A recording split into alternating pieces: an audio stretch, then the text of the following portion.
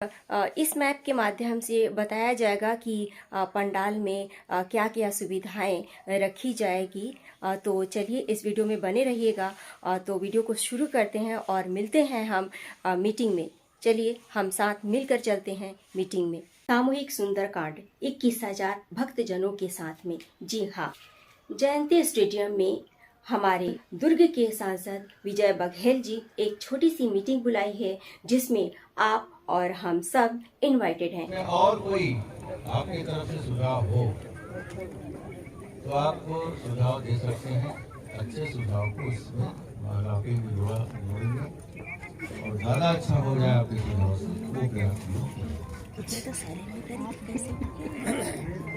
किसी को कुछ नहीं, हम तो उसको आर्थिक बात तुरंत शुरू कर देंगे। हमारा खाना तैयार रहेगा 7:30 खत्म होने के टाइम 7:30 हम मान रहे हैं तो 7:30 को हम खाना शुरू करेंगे। आरती के बाद 10 बाद यहाँ भी कर सकते हैं। हाँ, कई जन ज्यादातर किसे कपड़ा कलर दीजिए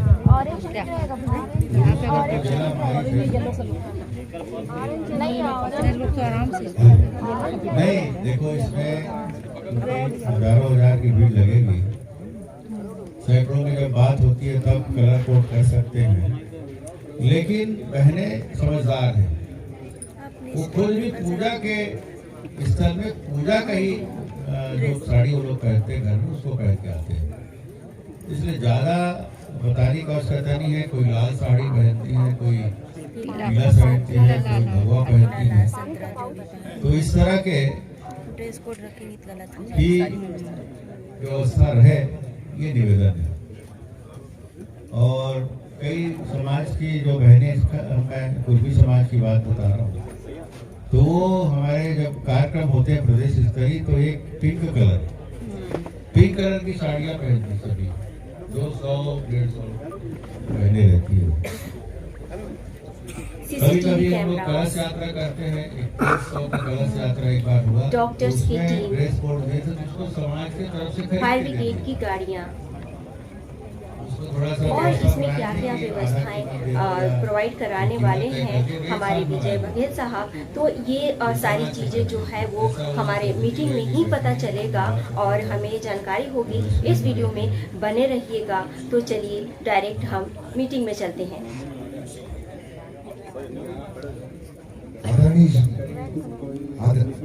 ड्रोन कैमरा की भी व्यवस्था रहेगी। वो तो रहता ही है, वो कार्यक्रम का एक रूप है। ड्रोन कैमरा रहेगा, सीसीटीवी लगाने का प्रयास कर रहे हैं ताकि लग गया। सीसी कैमरा तभी से लग गया है।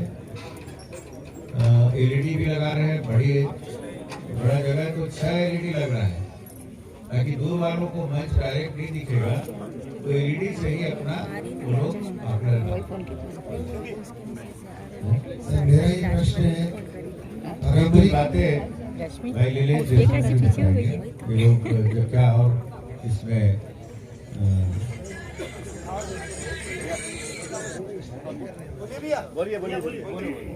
अगर वेशभूषा होती तो ज्यादा अच्छा होता।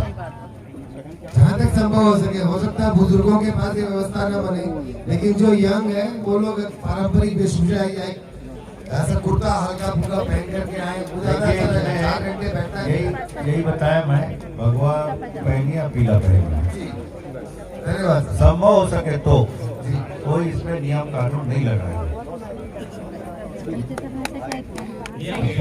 खरीदने कई लोग के पास रहता ही है, उसको धुलवा लीजिए। आज कलारन चलाइए।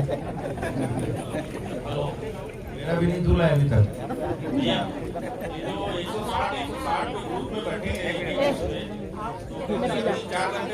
समिति की तरफ से ऐसी कोई व्यवस्था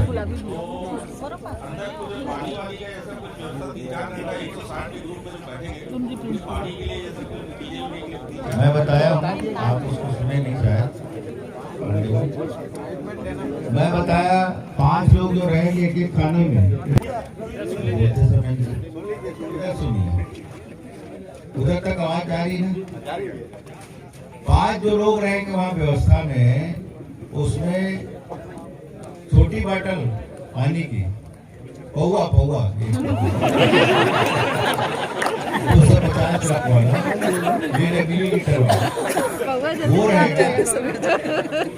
जो एक जन देने के उसमें 5 लोग हैं, उसमें वो व्यवस्थित करेंगे, वहाँ रख दिया जाएगा। 160 से ऊपर बाटल वहाँ रहेगा, ताकि उस खाने में हम रखेंगे। 160 के खाने में ऑलरेडी आपको रखा मिलेगा।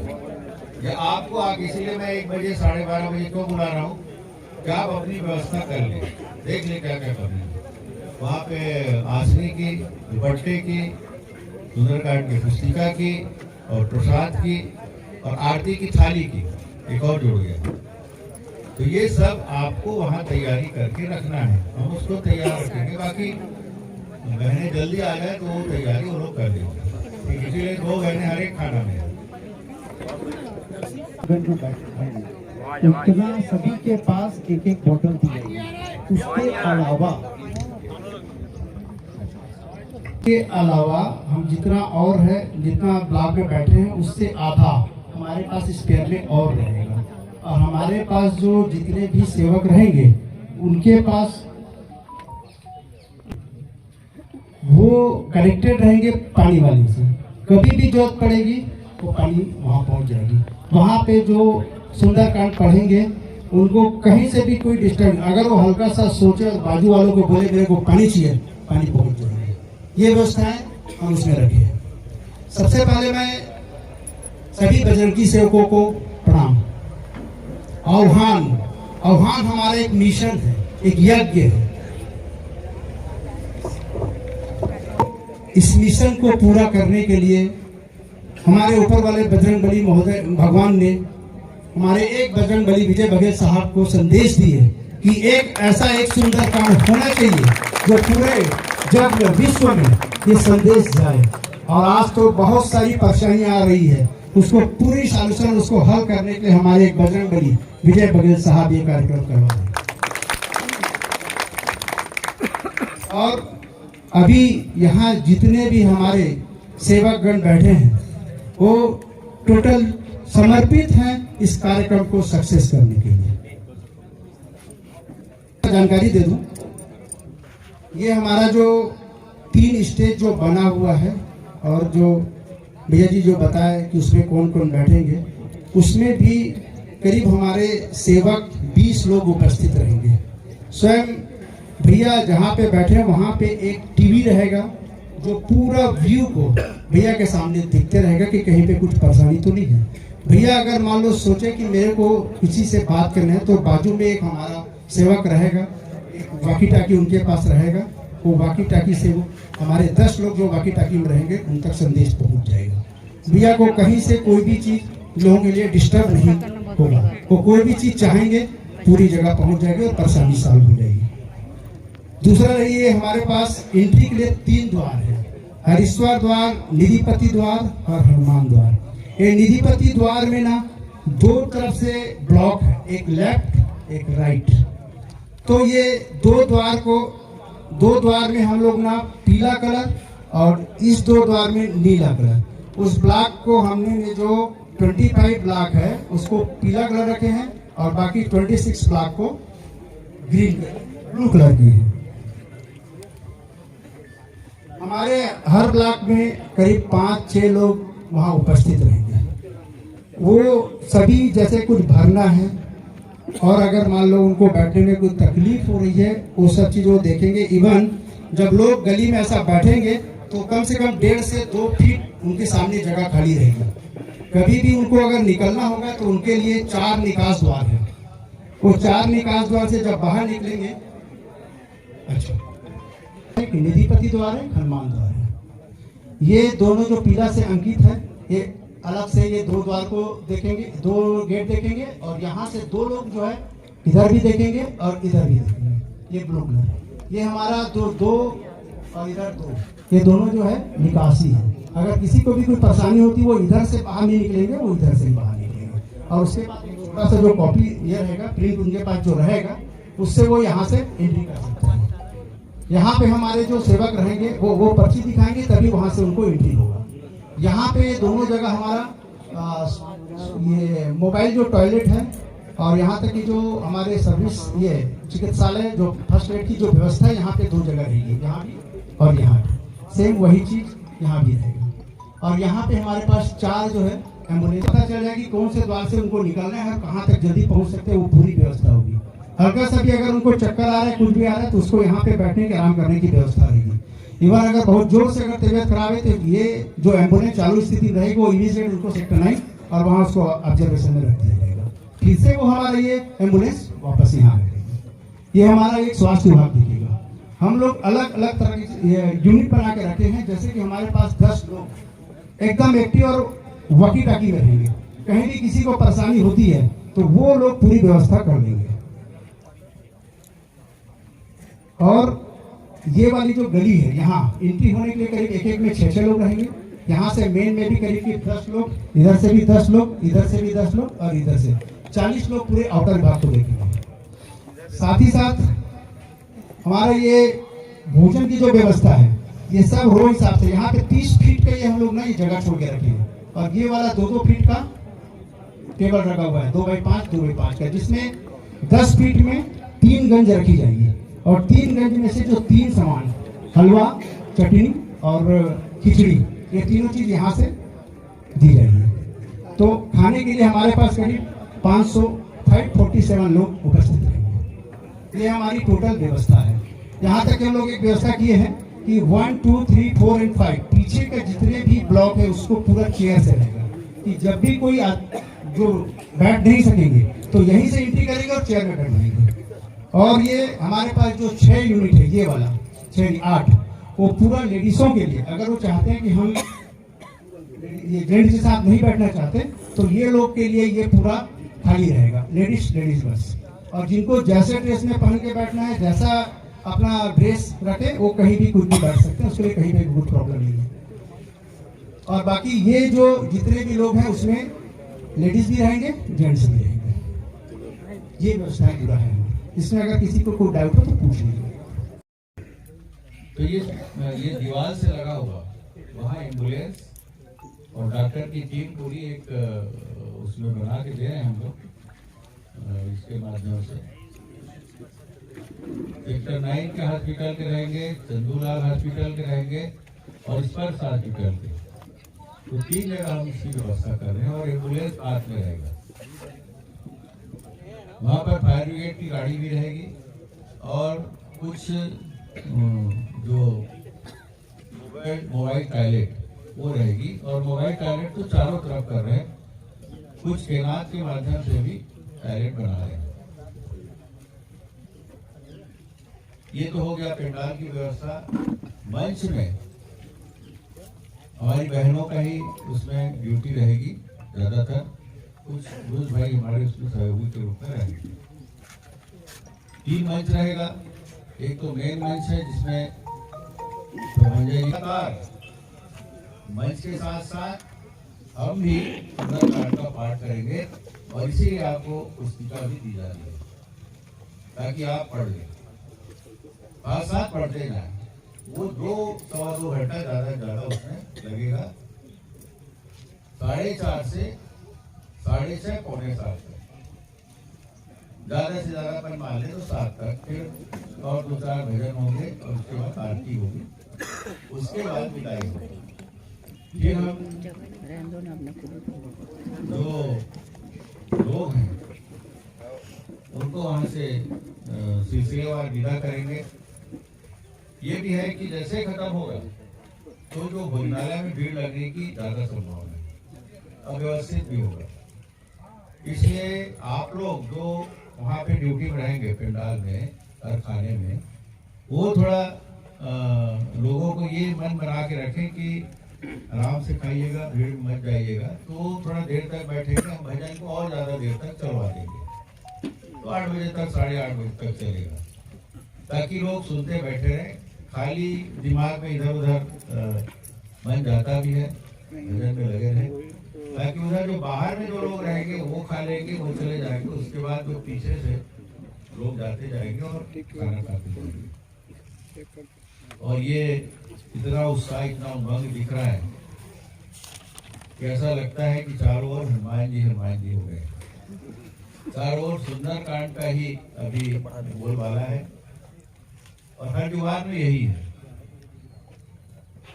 2 मंच की बात मैं बता रहा था कि एक में हम लोग जितने भी समाज है हमारे यहाँ भिलाई दुर्ग में, उसके प्रमुख लोग को समान वहां पे बिठाएंगे एक मंच में, ताकि सभी समाज के लोगों की सहभागिता इसमें दिखे।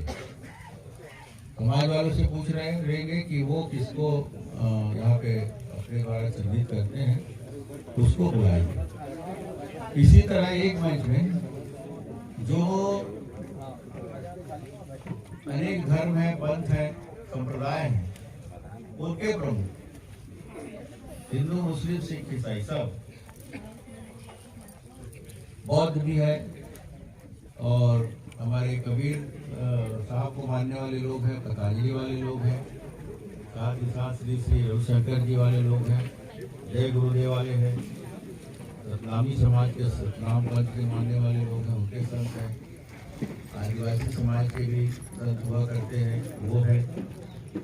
और आप लोग सुझाव देंगे जैसे ही तो उनको भी नौकरी स्थान देंगे।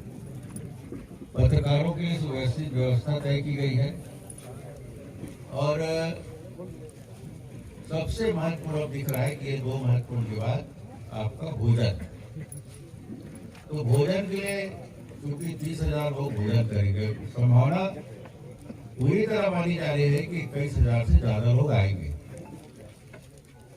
तो वो जो भोजन की व्यवस्था है वो बहुत कठिन काम है, क्योंकि भोजन के समय बहुत ज्यादा धक्का मुक्की होता है और उसी धक्का मुक्की में चोरी भी होती है, पाकिट मार होता है और आप लोग थोड़ा अपना चयन संभाल के रखिए। मैं तो जब ये इसमें दे रहा हूँ अपना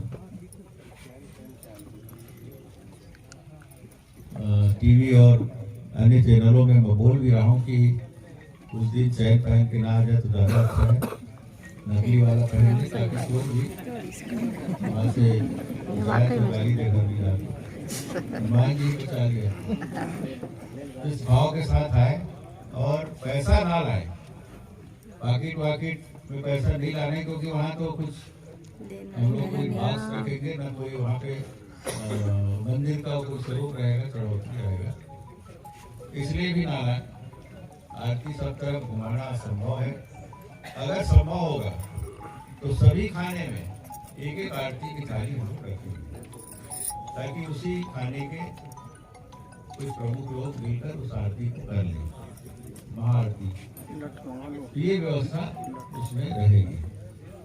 साथ ही साथ पार्किंग की व्यवस्था है। तो अभी डीएसपी ट्रैफिक और यहाँ के टीआई को बुलाया था, एडिशनल एसपी से बात हुई है, वो भी सामने को आके निरीक्षण करेंगे। तो चारों ओर हमारा बैरिकेड है, जैसे इधर से विराज का कि इसके पास टीए बिल्डिंग के पास रहेगा, उधर से लोग वहीं टकराएंगे, वहाँ से कर देना। इधर ये जो स्टेडियम के बाद वाली सड़क है, वहाँ पूरा हमारा बैरिकेड रहेगा। तो जो सड़क खत्म होती है हमारे पंडाल से, तो उससे सीधे में, क्योंकि उधर भोजनालय रहेगी, और इधर से जो आएंगे लोग, ये जो और साइड रोड है, जो टेबल टेनिस कोर्ट है, उस साइड से एक रोड है, वहाँ पे ब्रेक कर दिया जाएगा। उधर भी एक मैदान है, वहाँ पार्किंग। इधर वालों को बैंक परिसर से जो लोग आएंगे उसको, और ये ओए बिल्डिंग की तरफ से उसको भी, जहाँ पे हमारा ये मैदान आखिरी होता है वहीं से बैरिकेड लगेगा, उधर से भी बैरिकेड लगेगा। तो ये सुविधा है। मैं अपने यहाँ आए हुए सभी भाइयों बहनों से निवेदन भी करता हूँ कि आप भी ज़्यादा गाड़ियाँ अपना अंदर ना लाएं, और जो व्यवस्था में लगे होंगे उनसे ये ना कहें कि हम तो कार करते हम गाड़ी ले जाएंगे, क्योंकि गाड़ी रखने की व्यवस्था यहाँ अंदर नहीं रहेगी। इसलिए मैं निवेदन करता हूँ, मैंने स्कूटी और कुछ गाड़ियाँ बनाए, तो आप लोग जहाँ स्थान है वहीं आप लोग लाइन से सुविधाजनक ढंग से अपनी गाड़ियां वहाँ रखिएगा। जैसे प्रमुख का बोला नहीं ये समाज ये नहीं है कि देखो हाँ, अच्छा, वैसे ही होगा।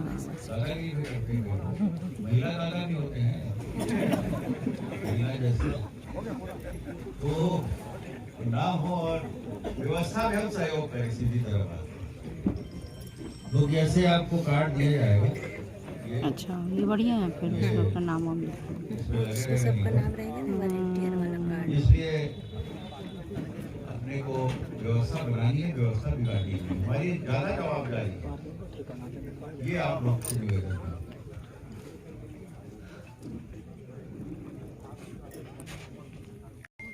पैर के तकलीफ वाले, घुटने की तकलीफ वाले ज्यादा हो गए, मैं भी उसमें मैं खुद ही सोच रहा हूँ मैं कैसे बैठूंगा। कमोड वाले हो गए ना सब, इसलिए भी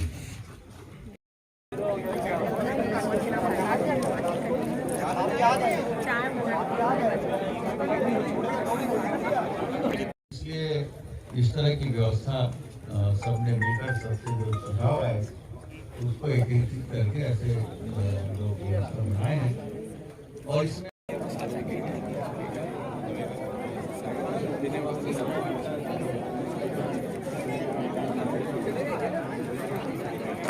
मेरा नाम विशाल दीप नायर, भारतीय जनता युवा मोर्चा प्रदेश का कार्य समिति सदस्य भी हूं और जिला महामंत्री का दायित्व मिला हुआ है। जितने भी व्यूअर्स हैं उनको भी शुभकामनाएं देना चाहूँगा कि ऐसे न्यूज़ चैनल को हमें सपोर्ट करना चाहिए जो वाकई में सच्ची खबर लेके आए। जी बिल्कुल। विशाल जी, आपको 2 जिम्मेदारी मिली है। प्रदेश कार्यकारिणी समिति की जिम्मेदारी मिली है, यानी प्रदेश में भी आपकी भागदौड़ रहेगी, और जिले में भी आपको दायित्व मिला है और बहुत महत्वपूर्ण दायित्व मिला है। नॉर्मली भाजपा में, भारतीय जनता पार्टी में माना जाता है कि महामंत्री का दायित्व बहुत महत्वपूर्ण दायित्व होता है, तो किस रूप में आप इसे लेते हैं?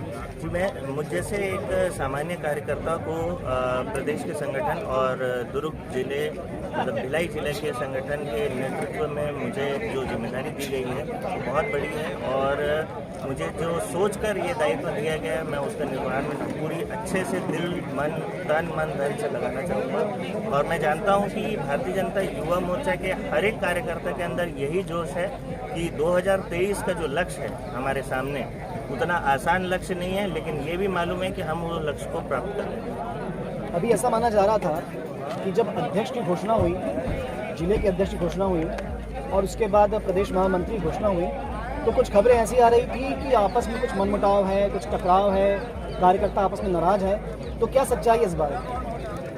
देखिए, ऐसा कुछ भी नहीं है, ये सिर्फ एक बनावटी बातें हैं। हम सब एक परिवार के हिस्सा हैं और हम सब एक दूसरे से जुड़े हुए हैं। एक परिवार में भी कभी कभार कुछ बातें ऊपर नीचे हो जाती है और जो कि बाहर जाने से लोग एक मुद्दा बना देते हैं। बाकी सब हम सब एक भाई हैं और एक चीज़ के लिए हम लोग लड़ने वाले हैं। हमें बस इतना लक्ष्य रखना है कि 2023 की इस लड़ाई को हमें जीतना है और भारतीय जनता युवा मोर्चा ही फ्रंट लाइन है भारतीय जनता पार्टी के लिए और ये फ्रंट लाइन एक एग्जाम्पल बन के दिखाएगी। इस बार की जो टीम है, जितने लोग सिलेक्ट हुए हैं, सब कारगर साबित होंगे, एक एक व्यक्ति। समय बहुत कम है और आपका मुख्य संगठन जो है वो युवा मोर्चा पर ही सारी जिम्मेदारी लेकर चल रहा है, सुनने में आ रहा है, और आगामी बहुत सारे कार्यक्रम भी आने वाले हैं और जिनके सारा काम जो रहेगा वो युवा मोर्चा की तरफ ही रहेगा।